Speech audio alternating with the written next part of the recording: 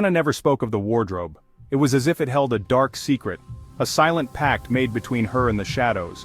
I overheard whispers from neighbors, hushed tones about strange noises emanating from her apartment at night, the soft creak of wood, the rustle of unseen fabric, faint whispers that seemed to seep from the very walls.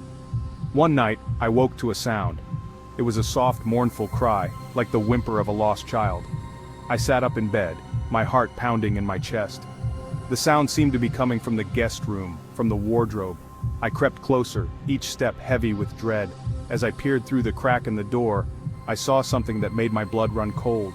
The wardrobe doors were slightly ajar, and a pale, ghostly light spilled out from within.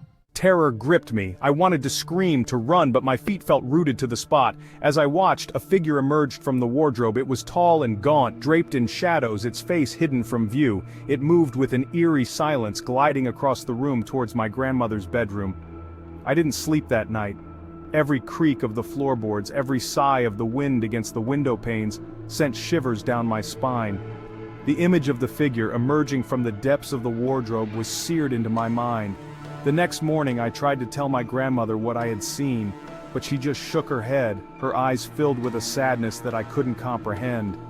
"It's just a dream, child," she said, her voice a low murmur. "Don't you worry your little head about it." Years passed, each one marked by the relentless march of time. We moved away, far from the shadows of that old apartment building, seeking a fresh start in a new place, hoping to leave the past behind. The memory of that night, however, never faded. It was etched into my mind, a permanent scar that time could not heal. It lingered in the recesses of my mind, a haunting reminder of the unseen forces that might lurk just beyond our perception. My grandmother grew frail, her once vibrant spirit now a shadow of its former self. We moved her into our home, her belongings crammed into boxes, the memories they held both precious and painful. Each item told a story, each box a chapter of her life. Among them was the wardrobe, an imposing relic from a bygone era.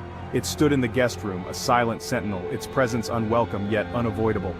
It seemed to watch over the room, a guardian of secrets best left forgotten. I avoided that room just as I had in her old apartment. The fear was irrational, but it was real. But the dreams returned, more vivid, more terrifying. Night after night I found myself trapped in a cycle of fear and dread. The figure in the shadows, the whispers, the sense of dread that clung to me like a shroud.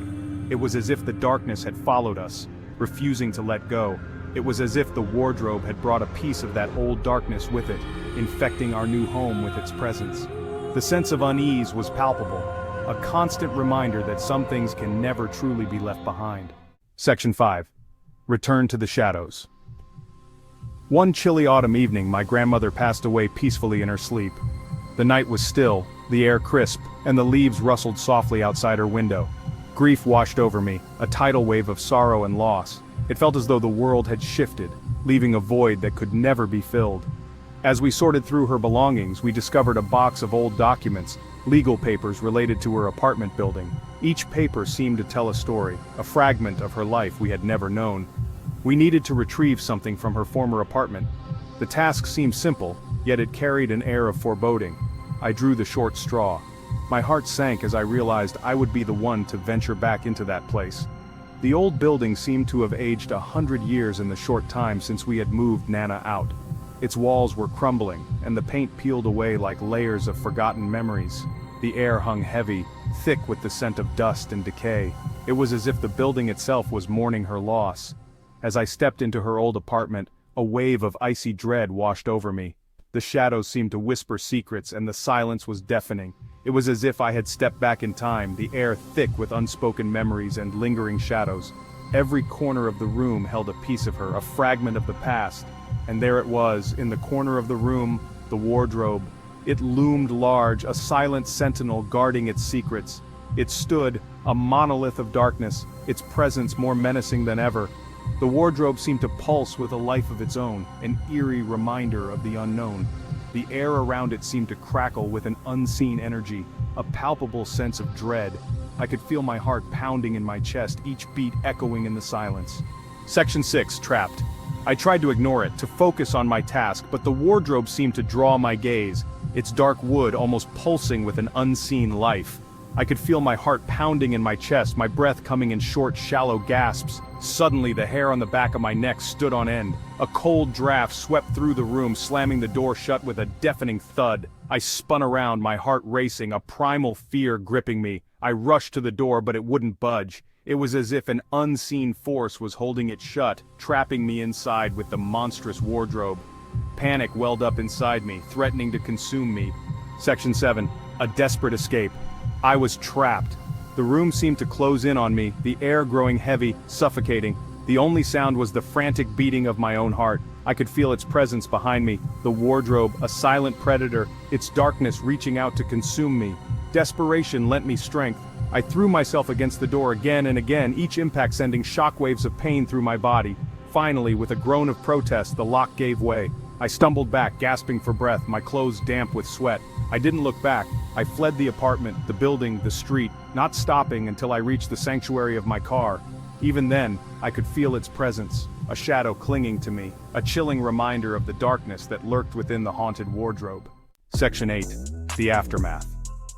I never returned to that apartment. The experience left an indelible mark on my psyche, a chilling reminder of the unseen forces that might lurk just beyond our perception. I sold the building, the new tenants none the wiser about the darkness that resided within its walls.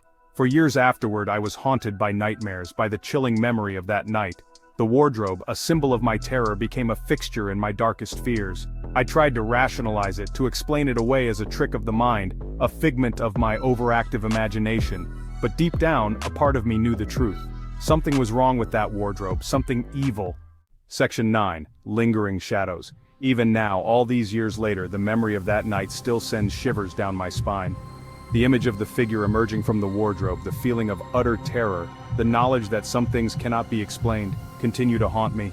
I often wonder about the origins of the wardrobe, about the secrets it holds, about the darkness that seems to cling to it like a shroud. What was it about that piece of furniture that evoked such primal fear, such a visceral reaction? Was it simply an object?